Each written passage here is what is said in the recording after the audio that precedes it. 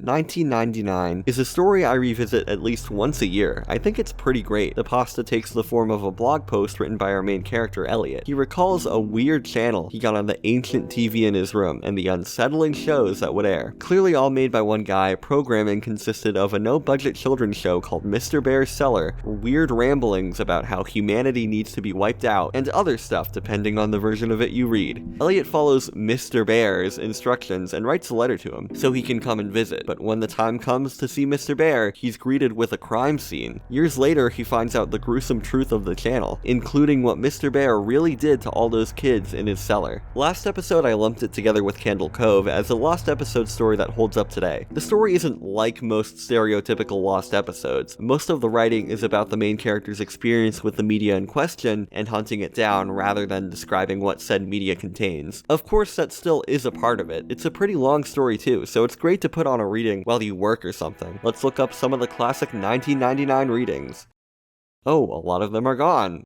I wonder what that's about. Before going into this, I was aware of some of the additions made to 1999 by other people, but I wasn't aware of the whole controversy surrounding it all. Sometime after the story got popular, the original author claimed that 1999 was stolen and put on the wiki by some other guy with a bunch of stuff he didn't write attached to it. So if anyone remembers a whole part with Booby, not Ubi, Booby, the hand show with the stabbing, or additional episodes of the Paint with the Soul show, all that stuff comes from the creepypasta wiki version, the stolen version. Explains why a lot of original readings for the story are off YouTube. That was the stolen version, and the author wanted to set everything straight.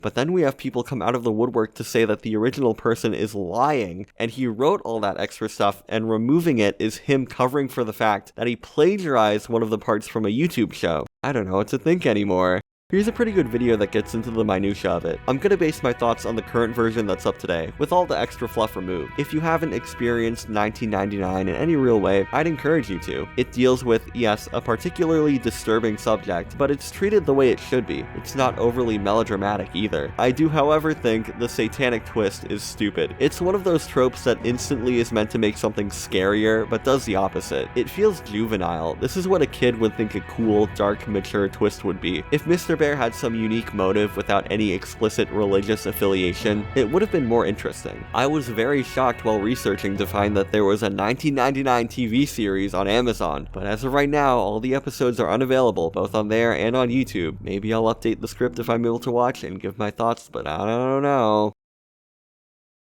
After emailing the creator, I was sent a mysterious download link to the series.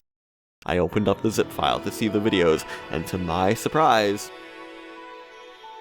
it's a student film.